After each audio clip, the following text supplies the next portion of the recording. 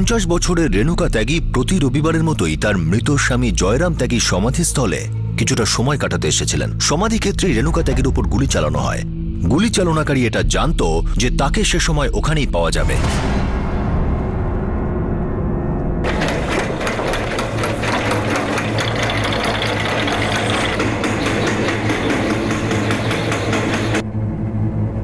হ্যাঁ ডক্টর সিনহা, এখন কন্ডিশন কেমন? স্যার, হসপিটালে আনবার আগেই উনি মারা গিয়েছিলেন।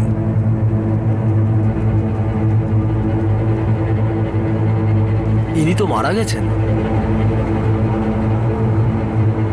ওনার নাম রেণুকা ত্যাগী, আর যে দুজন নিয়ে এসেছেন ওনারা হসপিটালেই আছেন। হয়তো ওনারা আত্মীয়। স্যার, হসপিটাল থেকে ফোন করেছিল রেণুকা দেবী নামে একজনকে গুলি করা হয়েছে। হসপিটালে যাওয়ার আগেই মৃত্যু হয়। কিছু জানতে পারলে গুলি কোথায় চলেছে? স্যার, উনি ওনার স্বামীর সমাধিতে মাঝে মাঝেই যান। বাড়ি ওনার মিরাটে। চলো হসপিটালে।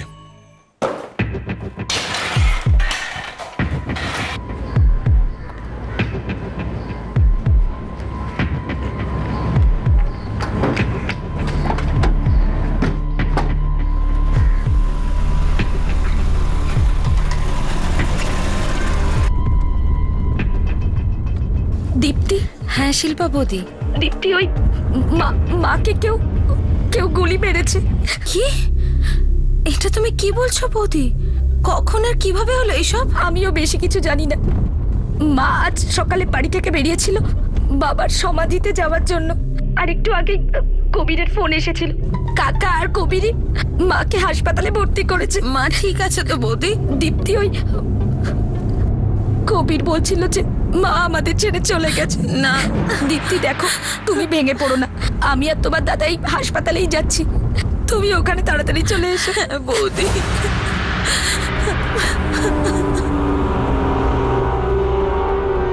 গুলি খুব কাছ থেকেই চালানো হয়েছিল, পয়েন্ট ব্ল্যাঙ্ক রেঞ্জ থেকে।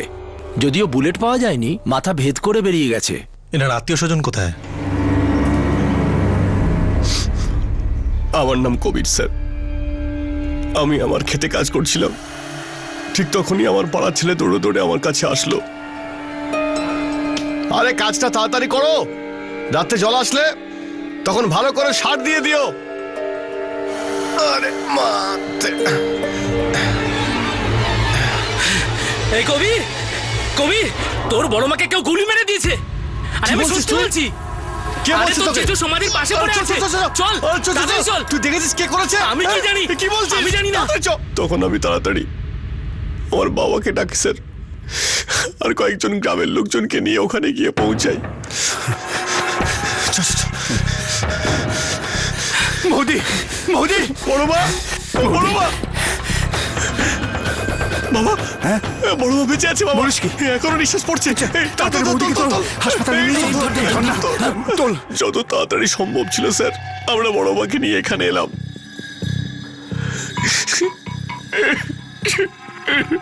চুপ করুন।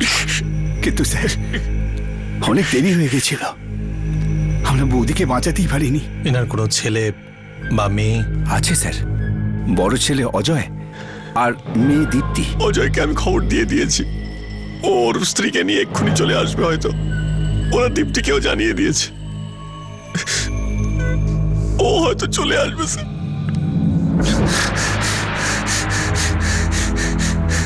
কবির, কি এটা সত্যি?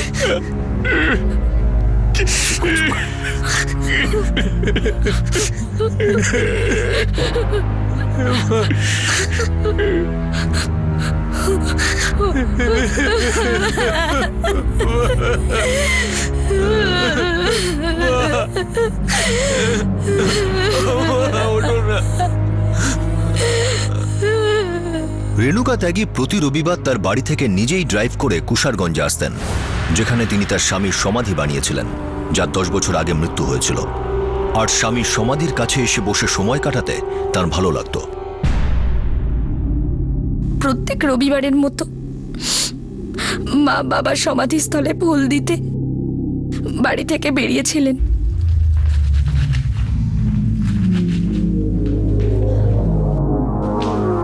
বলছিলাম মা, আপনি বেরোচ্ছেন? হ্যাঁ মা। মা, মা আগের দিন কিন্তু আপনি আসতে অনেক দেরি করেছিলেন। আজ কিন্তু দুপুরের খাওয়ার আগে অবশ্যই চলে আসবেন। হ্যাঁ মনে থাকবে তো? হ্যাঁ। যদি আপনার দেরি হয় তো আমি আপনার জন্য টিফিন প্যাক করে দিচ্ছি, ওখানে খেয়ে নেবেন। না বৌমা, দরকার নেই, আমি খাওয়ার সময় চলে আসবো। ঠিক আছে, সাবধানে যাবেন। হ্যাঁ মা।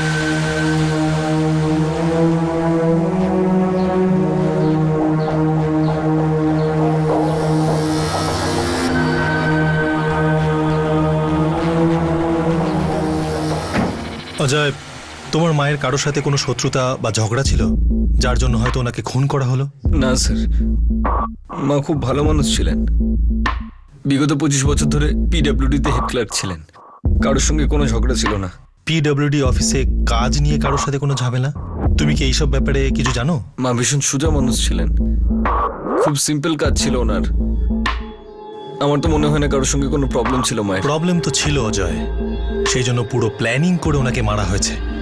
কেউ নিশ্চয়ই ওনার রুটিনটা ভালোভাবে জানতো। সে এটাও জানতো যে প্রত্যেক রবিবার সমাধিস্থলে উনি একলা যেতেন। খুনিদের কাছে সব খবর ছিল। খবর থাকলেই বা কি আছে স্যার? কেউ কেন মারবে মাকে? মা কখনো কারোর কোনো ক্ষতি করেনি।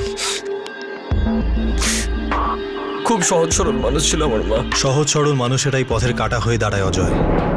হতে পারে রেণুকা দেবী কারোর পথের কাঁটা হয়েছিলেন, না হলে কেউ পয়েন্ট ব্ল্যাঙ্ক রেঞ্জ থেকে কেন ওনাকে গুলি করবে?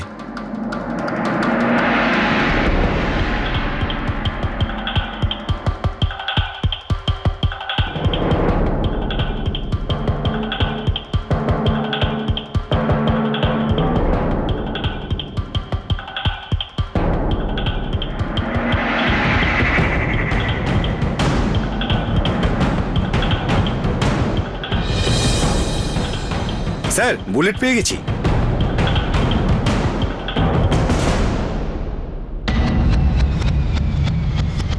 স্যার আমি তো স্যার গরিব মানুষ স্যার। চল, একদম কথা বলবে না বেশি। বিশ্বাস করুন স্যার।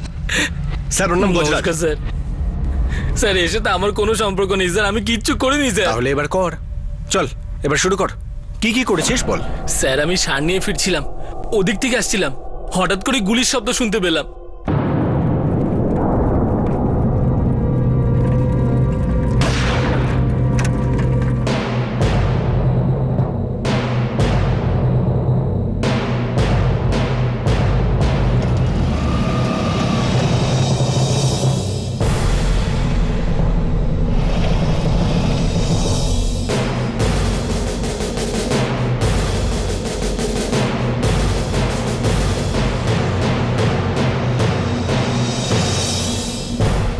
স্যার ওনাকে আমি আগে থেকেই চিনতাম।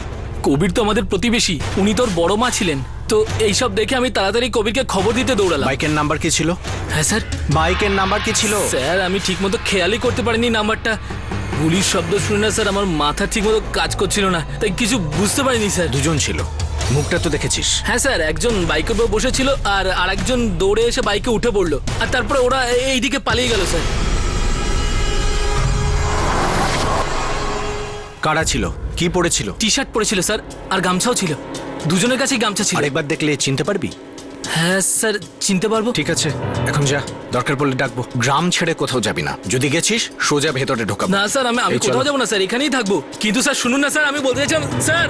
স্যার এটা .315 বুলেটের শেল। সচরাচর রাইফেল আর কাটটাতে ইউজ করা হয়। কিন্তু ছেলেটাকে যখন জিজ্ঞেস করলাম ও তো রাইফেলের ব্যাপারে কিছু বললো না। মানে কাটটা ব্যবহার হয়েছে, মনে তো হয় পেশাদার খুনি। নিশ্চয়ই কেউ সুপারি দিয়েছে স্যার। 50 বছর বয়স্কা মহিলাকে মারার জন্য দুজনকে সুপারি দেওয়া হয়েছে। এমন কি শত্রুতা থাকতে পারে? স্যার রেণুকা দেবী পিডব্লিউডিতে ছিলেন, হতে পারে ওনার কাজের সাথে জড়িত কোনো ব্যাপার।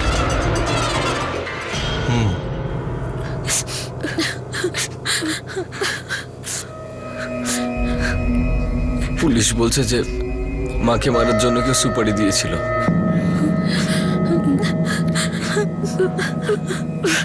কিন্তু বড় মাকে মেরে কার কি লাভ হতো? এই বিষয়ে কোনো সন্দেহ ছিল না যে দুজন পেশাদার হত্যাকারী রেণুকা ত্যাগীকে হত্যা করার উদ্দেশ্যেই সেখানে এসেছিল। কিন্তু এই হত্যাকারীরা কারা ছিল, কে তাদের পাঠিয়েছিল, আর রেণুকা ত্যাগীকে হত্যা করার পিছনে আসল কারণ কি ছিল?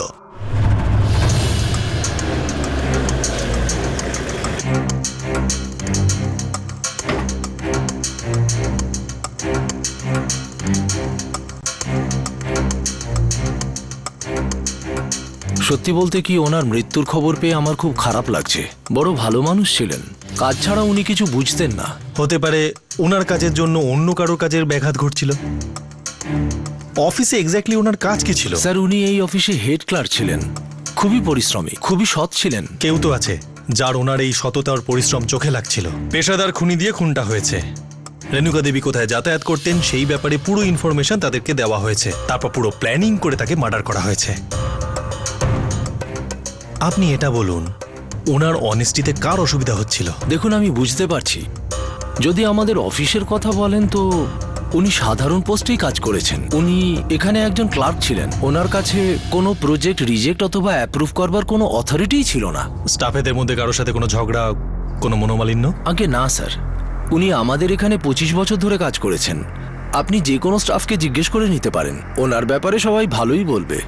এই কথা আমি জোর গলায় বলতে পারি, উনি এমন কোনো বিষয়ে জড়িয়ে পড়বেন না যার পরিণতি এমন ভয়ঙ্কর হতে পারে। স্যার, প্রফেশনাল ফিল্ডে খুনের কারণ আছে তো দেখছি না। তাহলে ওনাকে কেউ মারলো কেন?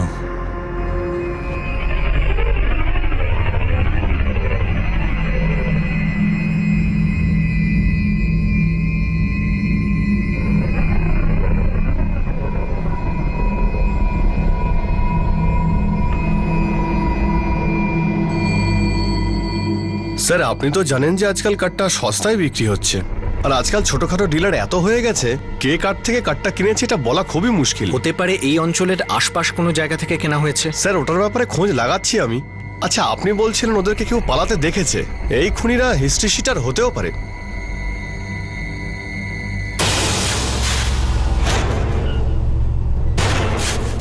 আমার দিকে নয়, ছবিগুলো দেখ।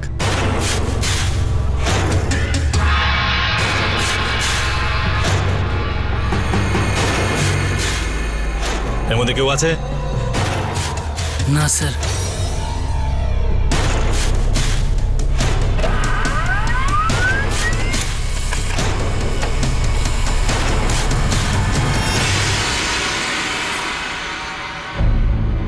না কোনো আননোন নাম্বার থেকে কল এসেছে, আর না কোনো পার্টিকুলার নাম্বারে ফোন হয়েছে। মনে হয় না ওনাকে ফোনে কেউ হুমকি দিয়েছে। খামোকা রেণুকা ত্যাগীকে কেউ কেন মারতে যাবে? স্যার, এমনটাও তো হতে পারে টার্গেট অন্য কেউ ছিল আর ওনাকে মারা হয়েছে। এমনটা হবার চান্স খুব কম, কারণ গুলি কাছ থেকে চালানো হয়েছে। কিন্তু পেছন থেকে হতে পারে খুনি মুখটা দেখেনি।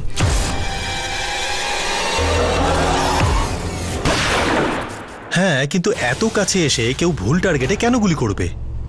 পসিবল না। যদি ওই মহিলাই টার্গেট হয়ে থাকেন তাহলে কথাটা তো ওখানেই আটকে গেল। এই মহিলাকে কেউ কেন মারল আর কিসের জন্য? রেণুকা ত্যাগীর কারোর সাথে কি শত্রুতা থাকতে পারে? কোনো প্রফেশনাল অ্যাঙ্গেল নজরে আসছিল না, আর না তাকে হত্যা করার কারণ। অবশেষে পুলিশ ইনভেস্টিগেশনের দিক বদল করলো আর রেণুকা ত্যাগীর কাছের মানুষদের খোঁজ খবর নিতে শুরু করলো।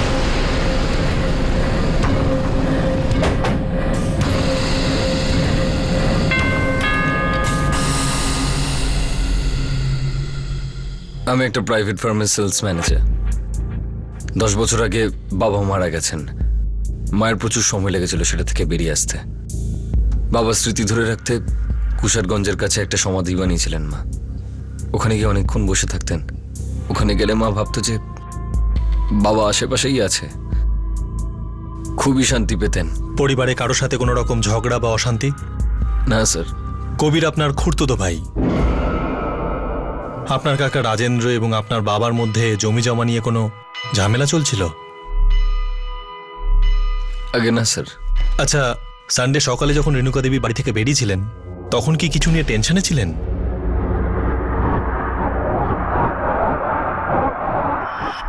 না, একদমই নয়। মা যখনই বাবার সমাধিতে যেতেন ওনার মুখটা খুব হাসি খুশি থাকতো।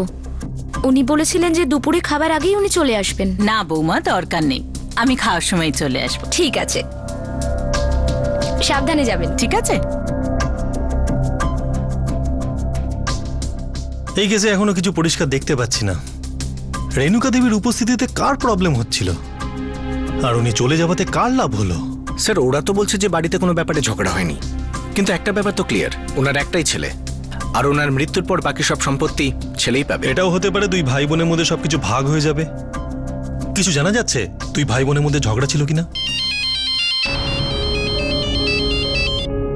হ্যালো। স্যার আমি দীপ্তি বলছি, রেণুকা দেবীর মেয়ে। হ্যাঁ হ্যাঁ বলুন। মায়ের খুনের কোনো খোঁজ পেয়েছেন? আপাতত না, ইনভেস্টিগেশন চলছে, কোনো সূত্র পাইনি। আপনি কি কিছু বলতে পারবেন এই ব্যাপারে? এমন কিছু কথা যা আমরা জানি না আপনি জানেন। স্যার আমি আর কি বলবো, আমি তো এটাই বুঝতে পারছি না যে মাকে কেউ কেন মারতে চাইবে। এটা তো আমরাও ভাবছি, এর উত্তর পেলে সবকিছুই পাওয়া যাবে। স্যার আমি সত্যি কিছু জানি না। ঠিক আছে, থ্যাংক ইউ। কি অবাক কাণ্ড, মেয়ের কথা বলতে না বলতেই মেয়ের ফোন চলে এলো। চলো, প্রসঙ্গ যখন উঠলো তখন এই অ্যাঙ্গেল থেকে একটু ভাবাই যাক। রেণুকা দেবীর মৃত্যুতে দুই ভাই বোনের লাভ হয়েছে, বা হয়তো একজনের। শোনো, খোঁজ নিয়ে দেখো যে এই দুই ভাই বোনের মধ্যে কোনো রকম ঝগড়া ছিল নাকি আন্ডারস্ট্যান্ডিং ছিল।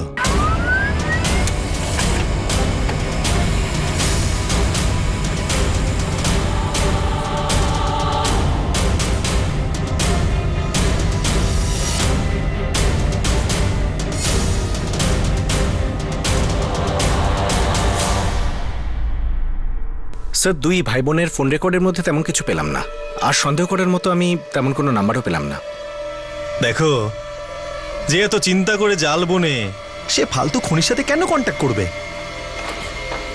রেণুকা দেবীর প্রত্যেক সানডে সমাধিতে যাওয়া, ওনার ওখানে একলা যাওয়া, এইসব জেনে সে খুনির সাথে কন্ট্যাক্ট করেছে। কারণ মৃত্যুর দিন ঠিক করতে স্থানকাল তো তৈরিই ছিল।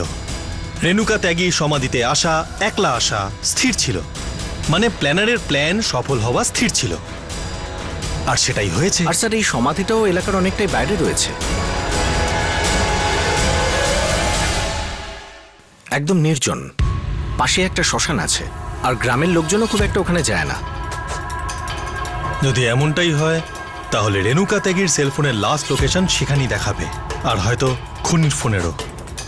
রাইট স্যার, লিঙ্ক পাওয়া যেতে পারে। শোনো, একটা কাজ করো, লোকেশন লিস্ট বের করো, দেখো ওই সময় ওই এরিয়াতে কোন কোন ফোন অ্যাক্টিভেট ছিল। কিছু না কিছু ক্লু নিশ্চয়ই বেরোবে। স্যার,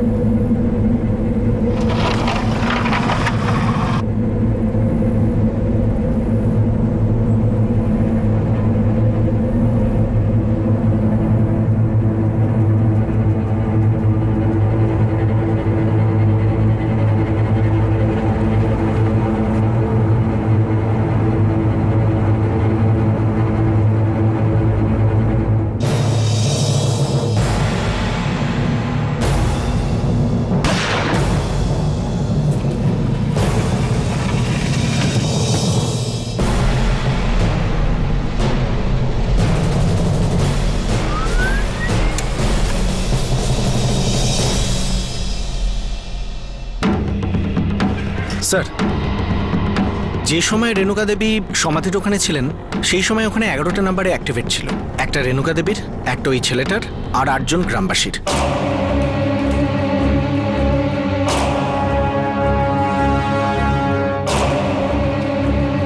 কিন্তু স্যার একটা নাম্বার আছে যেটা বন্ধ বলছে, কোনো এক সাগর চৌধুরী বলে, আরও এই এলাকার নয়।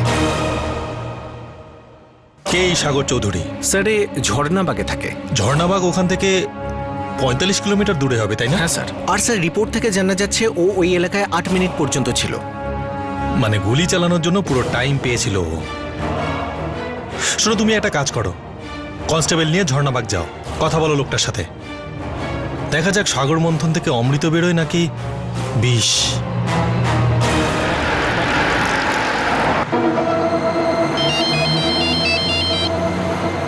হ্যালো স্যার, আমি দীপ্তি বলছি।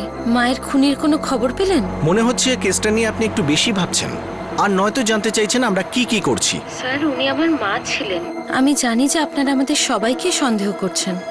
আমার মনের মধ্যেও অনেক প্রশ্ন ঘুরে বেড়াচ্ছে, কিন্তু এটা কি করে মানবো যে মায়ের জীবন তারই পরিবারের কেউ একজন নিতে পারে? আপনার পরিবারে ওনাকে কে মারতে পারে? সঠিক করে কি করে বলবো স্যার? মন কিছু বলছে আর মাথা অন্য কিছু। সাগর চৌধুরী নামটা কি শুনেছেন? না, কেউ? ঝর্ণাবাগে থাকে। আপাতত এটুকুই জানা গেছে। ঝর্ণাবাগ? হ্যাঁ, আমার বৌদি শিল্পার বাপের বাড়িও ঝর্ণাবাগে। আমার প্রথম থেকেই ভয় ছিল যে বাড়ির কেউ ইনভলভ নয় তো। না না, এটা কি করে হতে পারে? বৌদি কেনই বা এটা করবে?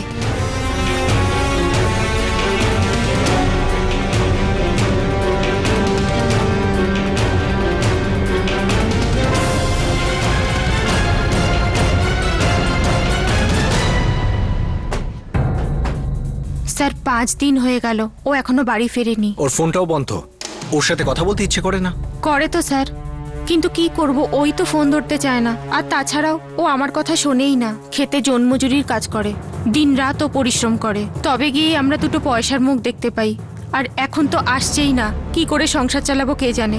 বুঝতে পারছি না কি করব, কোথায় যাব। যদি ও আসে বা ফোন করে সঙ্গে সঙ্গে আমাদের জানাবে, না হলে তুলে নিয়ে যেতে আমাদের রাস্তা হবে। হ্যাঁ স্যার।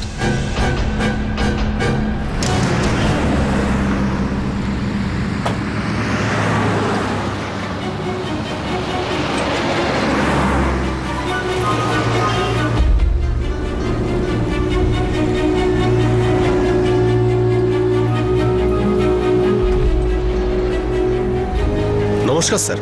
দুটো তীর একদম পাক্কা নিশানায় লেগেছে। এই যে হাইওয়ের পাশে লজ আছে না, ওখানে এই শালাটা লুকিয়ে রয়েছে। আর দ্বিতীয়টা? একদম ঠিক খবর স্যার। এই যে শিল্পাটা কি রেণুকা দেবীর বৌমা,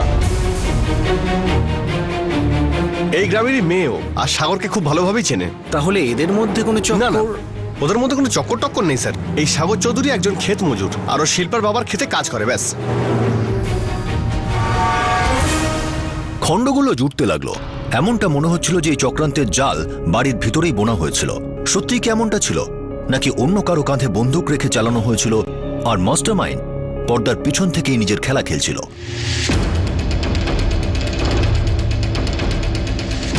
ভাঙো। হ্যাঁ স্যার। নিয়ে চলে এদেরকে। পালানোর চেষ্টা যদি করিস না, তোদের এখানেই পুঁতে রেখে দেবো। নিয়ে চলো।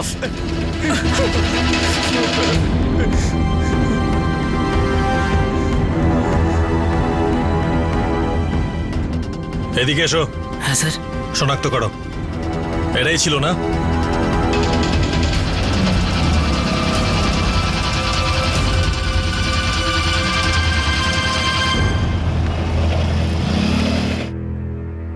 হ্যাঁ স্যার, এরাই ছিল। ঠিক আছে, যাও।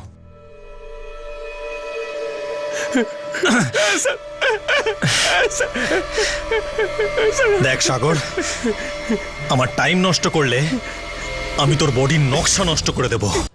আমি জেনে গেছি যে তুই রেণুকা ত্যাগীকে খুন করেছিস। এবার বল, আমাকে এখন এটা বল, কেন আর কার কথাই করেছিস? বল।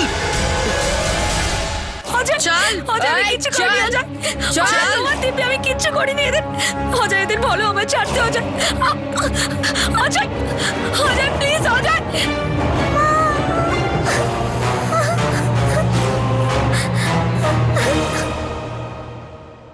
প্রথম থেকেই বৌদির ওপর সন্দেহ হয়েছিল। তারপর আমি ভাবলাম যে হয়তো আমি এটা ভুল ভাবছি। বিশ্বাসই করতে পারছি না যে বৌদি মায়ের সাথে এরকম করতে পারে। দীপ্তি, পাগলামি করিস না। কিচ্ছু করেননি শিল্পা, ওইটা করতেই পারে না। যেই লোকটা গুলি চালিয়েছিল সেই লোকটা ধরা পড়েছে। বৌদিটি গ্রামের লোক, তার মানে অনেকদিন ধরেই বৌদির মনে এসবই ঘটছিল। আমি মানছি না, এটা হতেই পারে না।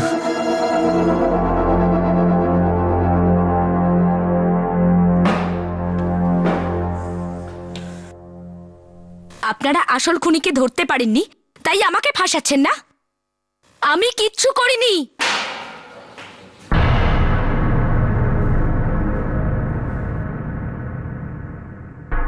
সাগর চৌধুরী এটা স্বীকার করে নিয়েছে যে তুমি তোমার শাশুড়িকে মারার জন্য একে পয়সা দিয়েছিলে। কিছু মনে পড়লো শিল্পা দেবী? কিন্তু এটা তো আমার একার দ্বারা হবে না, আরো একটা লোক লাগবে, আর বন্দুকও কিনতে হবে, খরচা আছে অনেক। কত? 25 থেকে 30,000 টাকা।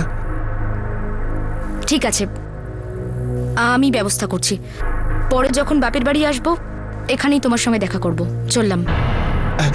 1 মিনিট দাঁড়ান, একটা প্রশ্ন না করেই পারছি না, এই জন্য ভাবলাম একবার জিজ্ঞেস করে নি। আপনি আপনার শাশুড়িকে মারতে কেন চান? তুমি তোমার শাশুড়িকে কেন মারলে?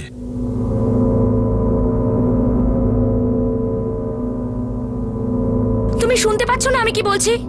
আরে তুমি বারবার সেই এক কথাই কেন বলতে থাকো? কোথা থেকে আনবো আমি এত টাকা?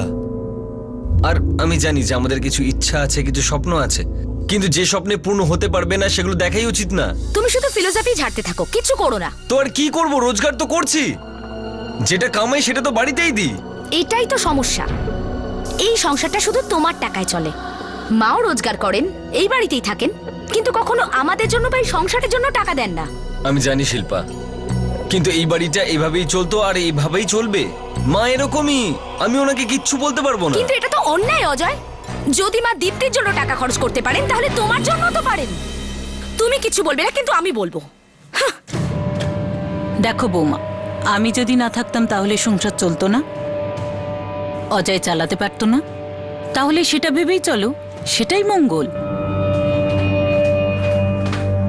বুঝে শুনে যদি খরচ করো তাহলে অনেকটাই জমাতে পারবে। আমি আসছি। মা, আপনি আপনার সমস্ত টাকা দীপ্তির সব প্রয়োজন, ওর আবদার আর বায়না মেটাতেই খরচ করে ফেলেন। আপনি ওকে কখনো কোনো কিছুতে না করেন না, শুধু আমাদেরই বলেন। এটা কি ঠিক মা? আর আপনার রোজগারের বাকি টাকাটা আপনি আলাদাভাবে জমিয়ে রাখেন। আর আমি জানি যে আপনার পরে ওই সমস্ত জমানো টাকা দীপ্তিই পাবে। কিন্তু আমাদের কি কখনো ভেবেছেন আপনি? বাহ শিল্পা, তুমি তো অনেক দূর ভেবেছো। আমার মৃত্যুর পরে কে কতটা পাবে সেটাও তুমি ভেবে রেখেছো। মা, আমি এরকম ভাবে বলতে চাইনি, কিন্তু আপনি একবার ভাবুন, সংসারের সব খরচ অজয়ের টাকায় চলে। মাস শেষ হওয়ার আগেই টাকা শেষ হয়ে যায়। খুব কষ্ট করে আমরা সংসারটা চালাই মা, আর এই সংসারটা তো আপনারও। যদি এর খরচ চালাতে আপনি একটু সাহায্য করেন তাহলে কি খুব ক্ষতি হয়ে যাবে? আপনি কেন এক চোখে বিচার করছেন আপনার ছেলে আর আপনার মেয়ের মধ্যে? দেখো শিল্পা, আমি কোনো এক চোখে বিচার করছি না, আর অজয় যেটা করছে সেটা তার কর্তব্য, সেটা করতে দাও ওকে। আর রইল কথা দীপ্তির, ওকে হিংসে করো না। যতটুকু তোমার আছে তাতেই খুশি থাকার চেষ্টা করো, না হলে শুধুই আফসোস করবে।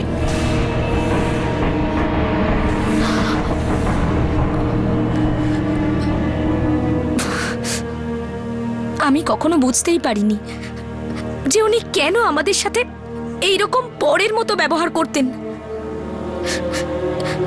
নিজের পেটের সন্তানের সঙ্গে কোনো মা কিভাবে এটা করতে পারেন? বিয়ে করে আসার পর থেকে প্রতি মুহূর্তে এটাই সহ্য করছি, কিন্তু এবার ব্যাপারটা সহ্যের বাইরে চলে গেছিল। আমি এটা বুঝতে পেরেছিলাম যে মা কখনো কিচ্ছু আমাদের দেবেন না, সবকিছু মেয়ে দীপ্তিকেই দিয়ে যাবেন। আমি ভয় পেয়ে গেছিলাম হয়তো উনি ওই বাড়িটাও আমাদের থেকে কেড়ে নিয়ে নিজের মেয়ে দীপ্তিকে দিয়ে দিতেন। আমি এটা হতে দিতে পারতাম না, এই জন্য আমি ওনাকে মেরে ফেলার প্ল্যান করি। সাগরকে দেওয়ার জন্য টাকা কোথা থেকে পেলে তুমি?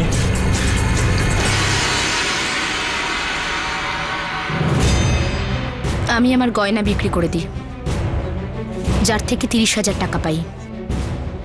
ওই টাকাটাই আমি সাগরকে দিই। মানে রবিবার সকালে যখন রেণুকা দেবী তার স্বামীর সমাধি ক্ষেত্রের জন্য বেরোলেন, তখন তুমি ভালোভাবেই জানতে যে উনি আর কখনো বাড়ি ফিরবেন না। হ্যাঁ, আমি শুধু এটা ভেবেই শান্তি পেয়েছিলাম যে উনি চলে যাচ্ছেন চিরদিনের মতো। যদি আপনার দেরি হয় তো আমি আপনার জন্য টিফিন প্যাক করে দিচ্ছি, ওখানে খেয়ে নেবেন। না বৌমা, দরকার নেই। ঠিক আছে, সাবধানে যাবেন। হ্যাঁ মা।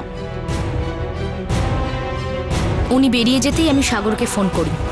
আমি জানতাম যে বাবার সমাধিস্থলে মা একাই যাবেন, আর কেউ থাকে না ওনার সাথে।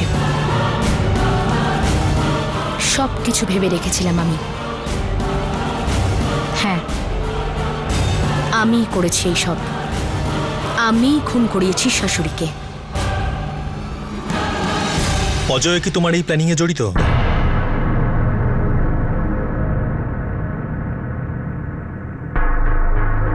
আগে না।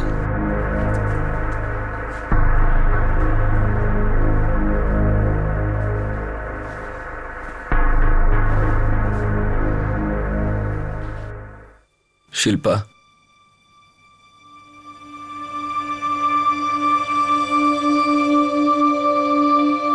অজয়, আমি মানছি মা যেটা করতো সেটা ঠিক ছিল না, কিন্তু মা সবসময় এরকমই ছিল। কতবার বুঝেছিলাম তোমায়, তুমি কেন করলে এরকম শিল্পা? আমার দম বন্ধ হয়ে আসছিল, বুঝতে পারছিলাম না যে কেউ নিজের ছেলের সাথে কিভাবে এটা করতে পারে। কিন্তু তুমি যেটা করেছো সেটা তার চেয়েও খারাপ। আমি মানছি অজয়, কিন্তু আমি কি করতাম? আমি চাইতাম না যে তোমার মা সব কিছু তোমার বোনের নামে করে দিক, আর আমরা সংসারে পিছতে থাকি।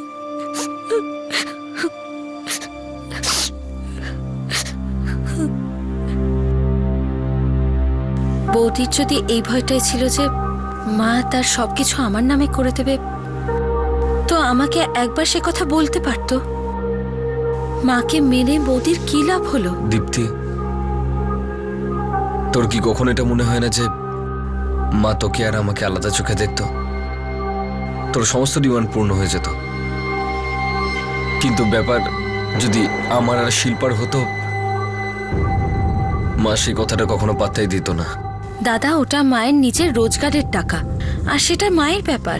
মা সবসময় আমাদের সমস্যা এড়িয়ে যেত, কখনো আমাদের প্রবলেমগুলো বোঝেনি। মা তো তোর কথা শুনতো, যদি তুই একটু বোঝাতিস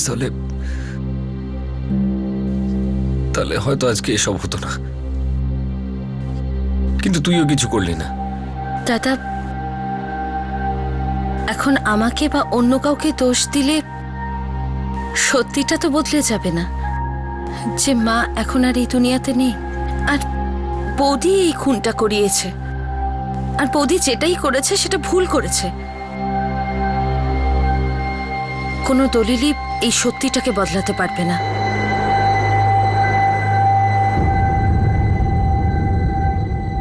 সব অভিযুক্তকেই আইপিসির ধারা 302 অনুযায়ী হত্যার জন্য, ধারা 120 বি অনুযায়ী অপরাধমূলক ষড়যন্ত্রের জন্য, আর ধারা 34 অনুযায়ী কমন ইন্টেনশনের জন্য গ্রেফতার করা হয়েছে। শিল্পা, সাগর চৌধুরী আর তাদের সঙ্গী নাগেশ পান্ডের বিরুদ্ধে চার্জশিট ফাইল করা হয়েছে। শিল্পা জামিন পেয়ে গেছে, কিন্তু সাগর চৌধুরী আর নাগেশ পান্ডে এখনো আইনের হেফাজতে। কোনো একজন কাছের মানুষের সঙ্গে বেশি ঘনিষ্ঠতা আর অন্যের সঙ্গে বিশাল দূরত্ব। কেন মানুষ কখনো কখনো আপনজনদের মধ্যেও এরকম পার্থক্য করে, কিন্তু সবার সঙ্গে কি একদম সঠিক আর মাপজোক করে ব্যবহার করা সম্ভব যাতে কেউ কোনো অভিযোগ করতে না পারে? হয়তো না, কেননা এটা তো মানুষের দৃষ্টিকোণের উপর নির্ভর করে, আর এটা মানুষের প্রকৃতি। প্রায়শই অন্যের পাত্রে বেশি আছে বলে মনে হয়। হতে পারে কোনো ব্যক্তি বিশেষের সঙ্গে বরাবর অন্যায় হয়ে আসছে, তাকে অবহেলা করা হয়েছে, কিন্তু তবুও এই অভিযোগ, এই কারণ কখনোই ন্যায়সঙ্গত হতে পারে না যে মানুষ সবকিছু দূরে সরিয়ে রেখে অন্য কোনো মানুষকে হত্যা করতে উদ্যত হবে। যখন মনে কারো প্রতি ঘৃণা, অসন্তোষ, অবিশ্বাস জমা হতে থাকে, তখন সমাধানের সম্ভাবনা মোটামুটি শেষ হয়ে যায়। আর সেজন্য অন্য কোনো মানুষের প্রাণ নিয়ে নেওয়া, এটা তো কিছুতেই কোনো সমস্যার সমাধান হতে পারে না। আপনাদের সাথে আবার দেখা হবে ক্রাইম পেট্রোল সতর্কতে আরও একটা নতুন কেস নিয়ে। ততক্ষণ নিজের খেয়াল রাখবেন, সুরক্ষিত থাকবেন, আর মনে রাখবেন, সঠিক সময় সঠিক পদক্ষেপ, সতর্ক থাকুন।